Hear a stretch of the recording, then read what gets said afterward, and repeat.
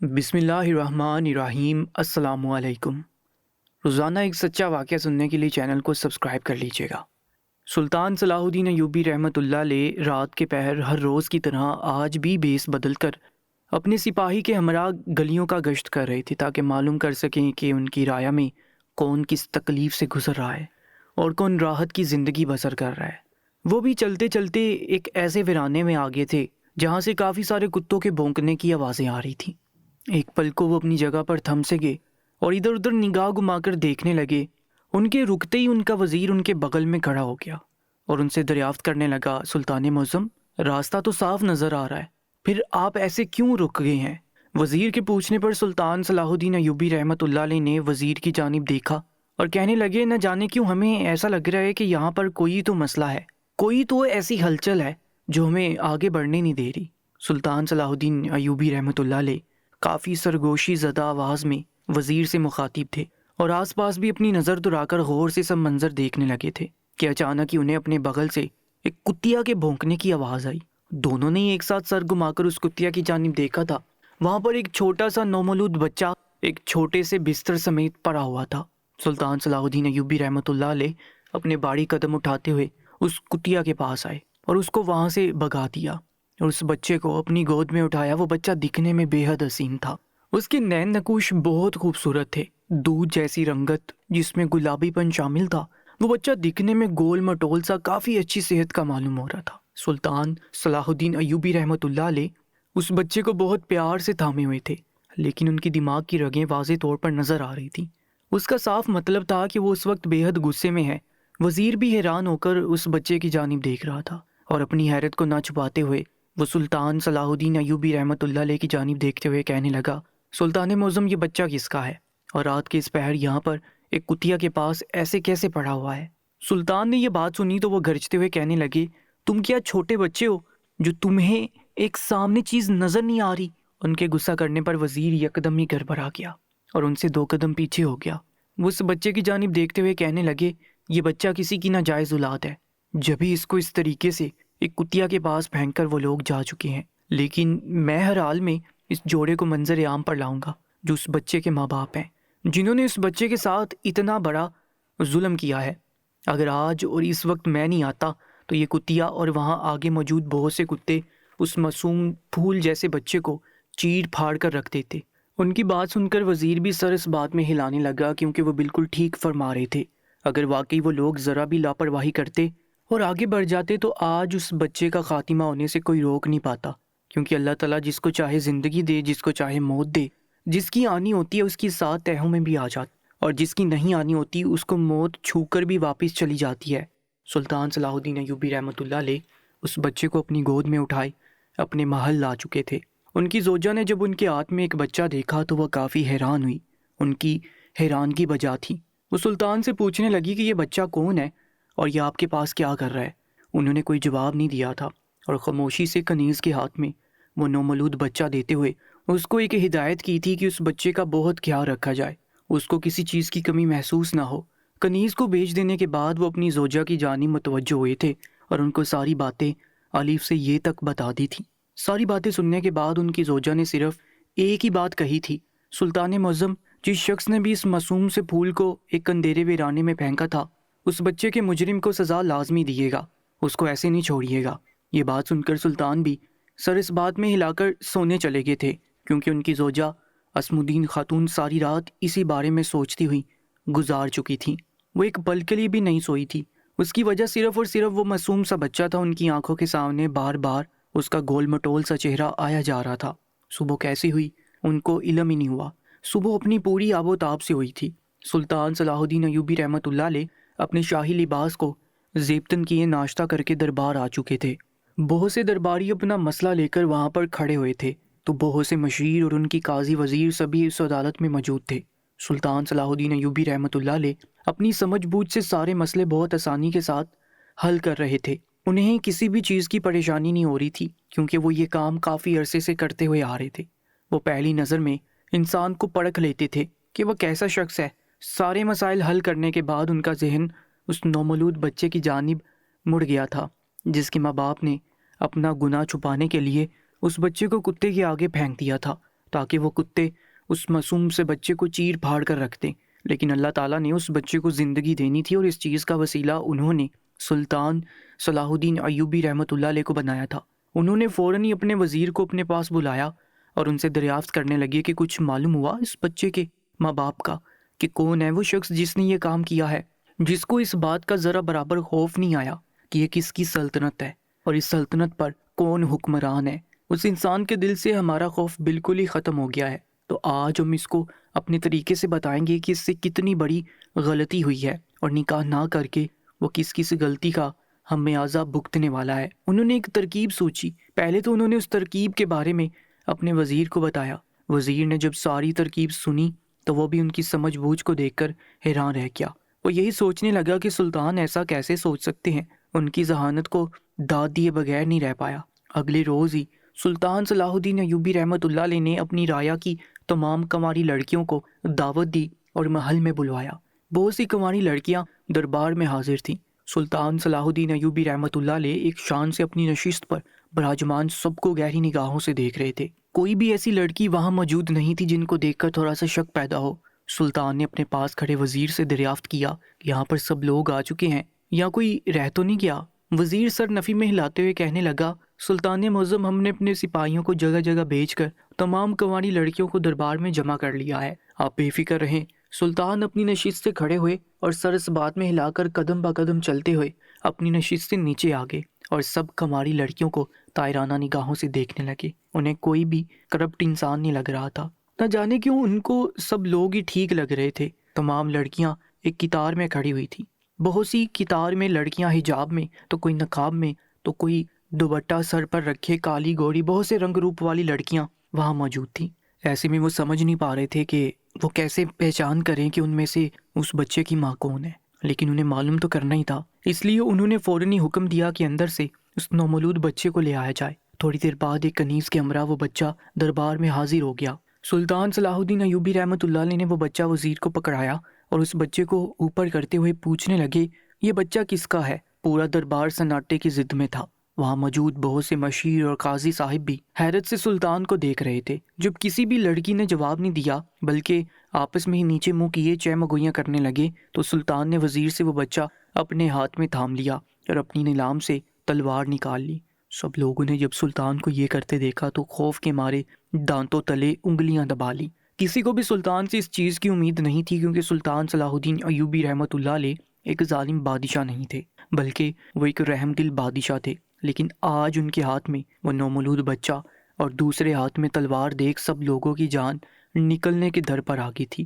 سلطان صلاح الدین ایوبی رحمۃ اللہ علیہ نے وہ بچہ ہوا میں بلند کیا اور دھارتے ہوئے پوچھنے لگے، بولو یہ بچہ کس کا ہے؟ اگر اس کی ماں نے چند ایک منٹ بعد ہاتھ نہیں اٹھایا تو یہ معصوم سا بچہ اپنی آنکھیں بند کر چکا ہوگا۔ میں اس کا سر قلم کر دوں گا، کیونکہ میں ایسے بچے کو پروان نہیں چڑھنے دیتا جس کے ماں باپ بھی نہ معلوم ہو۔ جبکہ وزیر بھی حیرت سے گنگ حالت میں سلطان کے چہرے کو دیکھ رہا تھا اور جالی کے پاس کھڑی ہوئی ان کی زوجہ کا حال بھی مختلف نہ تھا۔ انہیں بھی سلطان سے اس طریقے کے رویے کی امید نہ تھی۔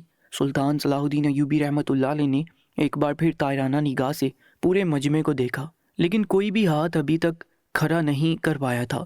سلطان نے وہ بچہ نیچے کیا اور اس کی گردن پر تلوار رکھی۔ وہ اپنی آنکھیں میچ چکے تھے، کیونکہ ان کے لیے بھی یہ لمحہ بہت اذیت ناک تھا۔ ایک معصوم سے بچے کی گردن پر تلوار رکھنا ان کو پسند نہیں آ رہا تھا، لیکن سچ اگلوانے کے لیے وہ اس حد تک جا چکے تھے۔ انہوں نے جیسے ہی تلوار اس بچے کی گردن پر رکھی تھی اور وہیں ایک ادھیر عمر عورت مجمع کو چیرتی ہوئی سلطان کے پاس بھاگتی ہوئی آ رہی تھی۔ یہ منظر دیکھ کر سلطان کے تمام درباری اپنی نشست سے کھڑے ہو گئے تھے، جبکہ سلطان صلاح الدین ایوبی رحمۃ اللہ علیہ نے فوراً اس بچے کی گردن سے تلوار ہٹا لی۔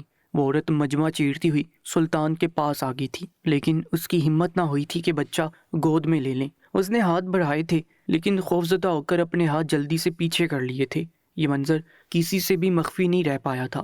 سلطان صلاح الدین ایوبی رحمۃ اللہ علیہ اس عورت کو نیچے سے اوپر تک کئی بار دیکھا۔ انہیں کافی حیرت ہو رہی تھی۔ وہ تو سمجھے تھے کہ وہ کوئی عورت نہیں بلکہ کوئی نوجوان لڑکی ہوگی، جبھی اس نے خوفزدہ ہو کر اس بچے کو پھینک دیا ہوگا، لیکن یہاں پر تو معاملہ ہی الٹا تھا۔ انہوں نے تھوڑی دیر بعد تمام آئی ہوئی کماری لڑکیوں کو دربار سے واپس بھیج دیا۔ جس کام کے لیے انہوں نے آج لڑکیوں کی دعوت رکھی تھی وہ کام ان کا ہو چکا تھا۔ سلطان صلاح الدین ایوبی رحمۃ اللہ علیہ نے اس بچے کو اپنے خاص سپاہی کے ہاتھ میں تھما دیا۔ سلطان صلاح الدین ایوبی رحمۃ اللہ علیہ نے اس ڈھیر عمر عورت کی جانب دیکھا اور اس سے سوال کرنے لگے کہ یہ سب کچھ کیا ماجرا ہے؟ تم نے اپنا گناہ چھپانے کے لیے اس معصوم سے بچے کو ایک ایسی جگہ پر کیوں پھینک دیا جہاں پر بہت سے کتے آباد ہیں؟ اگر ہم بر وقت وہاں نہیں پہنچتے تو یہ بچہ آج ختم ہو چکا ہوتا، کسی کو علم بھی نہیں ہوتا اور یہ خدا کے پاس پہنچ جاتا۔ تمہیں ذرا خوف نہیں آیا یہ کرتے ہوئے؟ اس لڑکی نے سر اٹھا کر سلطان کی جانب دیکھا اور کہنے لگی، سلطان معظم، جان کی امان پاؤں تو عرض کرنا چاہتی ہوں۔ سلطان کا دل تو نہیں تھا اس عورت کو جان کی امان دینے کا، لیکن دل کو مار کر انہوں نے جان کی امان اس عورت کو دے دی اور حکم دیا کہ فوراً ہی ہمیں ساری رودات سے آگاہ کرو۔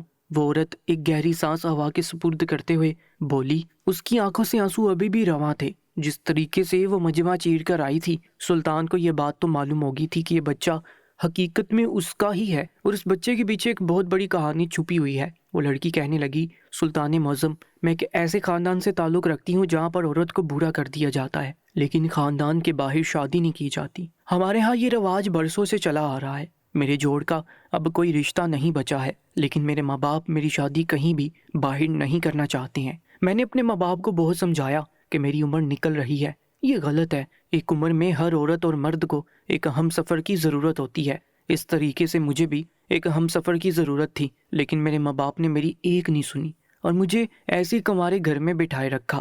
سلطان معظم، میری عمر 33 سال ہو چکی ہے، لیکن میری شادی ابھی تک نہیں ہوئی۔ میں کنویں کے پاس پانی بھرنے کے لیے روز جایا کرتی تھی، وہاں پر ایک نوجوان لڑکا بھی پانی کے لیے آتا تھا۔ میں نے کبھی نہیں سوچا تھا کہ میں کبھی کسی کے ساتھ محبت کروں گی، لیکن اس انسان میں ایک ایسی کشش تھی کہ میں اس کو دیکھ کر خود کو روک ہی نہیں پائی تھی اور اس کی طرف کھینچی چلی جاتی۔ میں مانتی ہوں کہ یہ غلط ہے، یہ گناہ ہے، نامحرم کو پسند کرنا ٹھیک ہے، لیکن اس کے ساتھ محبت کی پینگیں لڑانا یہ غلط ہے۔ میں ان سب چیزوں سے واقف تھی، لیکن جس طریقے سے میرے ماں باپ نے میرے ساتھ سلوک کیا، مجھے یہی سب کچھ ٹھیک لگا۔ پہلے تو میں اور وہ ایک دوسرے کو آنکھوں ہی آنکھوں سے اشارے کیا کرتے تھے، لیکن جیسے جیسے وقت گزرتا گیا میرے لیے اس لڑکے کے دل میں جذبات آ گئے اور اس کے دل میں میرے لیے آ گئے، لیکن ہم دونوں نہیں جانتے تھے کہ ہم دونوں سے ہی یہ گناہ سرزد ہو جائے گا۔ میں نے اپنے گھر والوں سے اس لڑکے کے بارے میں بات کی، ان کو ساری چیزوں کے بارے میں بتایا تھا، لیکن انہوں نے یہی کہا کہ ہم برادری سے باہر شادی نہیں کریں گے جب تک کوئی رشتہ نہیں آ جاتا، تمہیں ایسے ہی رہنا پڑے گا۔ لیکن سلطان معظم، مجھ سے اب اپنے جذبات قابو نہیں ہو رہے تھے۔ میں مانتی ہوں یہ غلط ہے، لیکن میں مجبور تھی، اور اتفاق سے ہی اس لڑکے کے خاندان میں بھی یہی رواج تھا کہ برادری سے باہر ہم لوگ شادی نہیں کریں گے، لڑکا ہو یا لڑکی دونوں بوڑھے ہو کر مر جائیں، لیکن شادی برادریوں کے اندر ہی ہوگی۔ ایسے ہی حال سلطان معظم میری ایک خالہ کا بھی ہے اور ایک چاچو کا بھی ہے۔ ان لوگوں کے یہاں بھی برادری سے رشتہ نہیں آیا کیونکہ ان کے جوڑ کا کوئی موجود ہی نہیں تھا اور وہ لوگ ابھی تک کنوارے بیٹھے ہوئے ہیں۔ ہم لوگوں نے جب دونوں گھر والوں کو راضی کرنا چاہا اور دونوں ہی طرف سے وہ لوگ راضی نہیں ہوئے، تو پھر ہم لوگوں نے یہی سوچا کہ ہم لوگ بھاگ کر نکاح کر لیں گے اور اپنی ایک الگ دنیا بسائیں گے، کیونکہ ہمارے ماں باپ تو اسلامی طریقہ بھول ہی چکے ہیں۔ ان کے اندر سے تو اس بات کی چاہ ہی نکل گئی ہے کہ بیٹا بیٹی کی شادی بھی کرنی ہے۔ اس لیے سلطان معظم، میں ایک روز اپنے گھر والوں سے بیزار ہو کر اپنے گھر کی دہلیز پھلانگ گئی تھی۔ میرا دل بہت خوف زدہ تھا، میں جانتی تھی یہ خبر کہیں بھی گئی تو ہماری بہت بدنامی ہونی ہے، لیکن میری اب بس ہو چکی تھی۔ مجھے کسی بھی حال میں ایک مرد کا ساتھ چاہیے تھا، مجھے نکاح کرنا تھا، اپنے ساتھ اپنے شوہر کا نام لگانا تھا، لیکن یہ سب کچھ جب بھی ممکن ہونا تھا جب میں گھر سے بھاگ جاتی۔ اس لیے میں نے اللہ کا نام لے کر یہ قدم اٹھا لیا تھا اور میں اپنے گھر کی دہلیز سے باہر نکل آئی تھی۔ سلطان اس عورت کو بہت گہری نگاہوں سے دیکھ کر اس کی ساری گفتگو کو ملاحظہ کر رہے تھے۔ میں گھر سے نکل کر اس کے پاس ہی آ گئی تھی جہاں پر ہم دونوں کی ملاقات سب سے پہلے ہوئی تھی۔ وہاں پر وہ لڑکا پہلے ہی موجود تھا۔ ہم دونوں نے ایک مسجد میں جا کر نکاح کر لیا اور ہم ایک الگ دنیا بسانا شروع کر چکے تھے، لیکن ہمارے دونوں ہی گھر والے ہمیں کتے کی طرح ڈھونڈ رہے تھے۔ ان لوگوں نے ہمیں جگہ جگہ ڈھونڈنا شروع کر دیا۔ یہ بات ہم لوگوں کو معلوم ہو رہی تھی، لیکن ہم بے بس تھے، ہم کچھ نہیں کر سکتے تھے۔ ہمارے پاس اتنے وسائل نہیں تھے کہ ہم کسی اور گاؤں میں منتقل ہو جاتے، اس وجہ سے ہمیں مجبوراً اس گاؤں میں ہی رہنا پڑ رہا تھا۔ کچھ دنوں بعد ہی اللہ تعالیٰ نے مجھے اس خوشی سے آراستہ کر دیا تھا کہ میں ماں بننے والی تھی۔ یہ سوچ ہی میرے لیے ایک خوشی کا جذبہ تھا۔ میرا شوہر بھی خوشی کے مارے پاگل سا ہو گیا تھا۔ ہم دونوں کی دیوانگی اس دوران عروج پر تھی۔ جیسے جیسے وقت بیت رہا تھا ہمارے گھر والوں کا دباؤ ہم پر بڑھتا ہی جا رہا تھا، اور ایک روز میرے گھر والوں نے غصے میں آ کر میرے شوہر کا قتل کر دیا تھا اور مجھے زبردستی واپس گھر لے آئے تھے۔ لوگوں کے سامنے یہ بات چھپا لی گئی تھی کہ میں ماں بننے والی ہوں، لیکن ہمارے برادری کے اندر اگر یہ بات ذرا بھی پھیل جاتی کہ میں بھاگ گئی ہوں، میں نے برادری سے باہر شادی کر لی ہے اور اس شادی کے بعد میں ایک بچے کی ماں بننے والی ہوں، تو ہمارے خاندان کو برادری سے کاٹ دیا جاتا۔ ہم لوگوں سے کوئی نہیں ملتا، کوئی ہم سے واسطہ تعلق نہیں رکھتا، اور ایسا ہم لوگ چاہ کر بھی نہیں کر سکتے تھے۔ میں نے اپنے ماں باپ کو بہت سمجھانا چاہا، ان سے منتیں کی کہ ایسا نہ کرو، لیکن وہ لوگ اپنے آپ کو خدا سمجھ بیٹھے تھے۔ شاید انہیں ایک ماں پر بھی رحم نہیں کھایا۔ میرا شوہر مجھ سے چھین لیا گیا، اس کے بعد میرا بچہ میری آنکھوں کے سامنے ان لوگوں نے اس سنسان جگہ پر پھینک دیا اور مجھے گھسیٹتے ہوئے واپس گھر لے آئے۔ سلطان معظم، یہ بات صرف میں ہی جانتی ہوں کہ میں کس اذیت سے دوچار تھی۔ میں ہر وقت کی اللہ سے دعا کرتی رہتی تھی کہ میرے بچے کی حفاظت کرنا، میرے بچے کو اپنے حصار میں رکھنا، اور خدا کا کرنا ایسا ہوا کہ اس نے میرے بیٹے کی حفاظت کے لیے اس سلطنت کے بادشاہ کو ہی مقرر کر دیا۔ مجھے تو اللہ کے اس کرشمے پر حیرانی ہو رہی ہے۔ جہاں پر میرے بچے کو پھینکا گیا تھا وہاں پر بہت سے بڑے بڑے کتے موجود تھے، اور یہ منظر میں اپنی آنکھوں سے دیکھ کر آئی تھی۔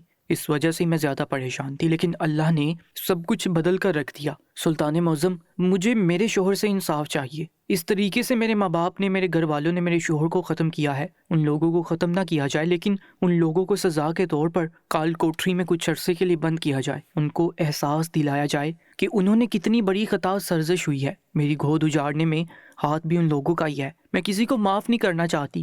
سلطان معظم، اس لڑکی کی آہ پکار اپنی نشست پر بیٹھے سن رہے تھے۔ سب لوگوں کی آنکھیں نم ہو چکی تھیں۔ سب لوگ اس لڑکی کو ترہم بڑی نگاہوں سے دیکھ رہے تھے۔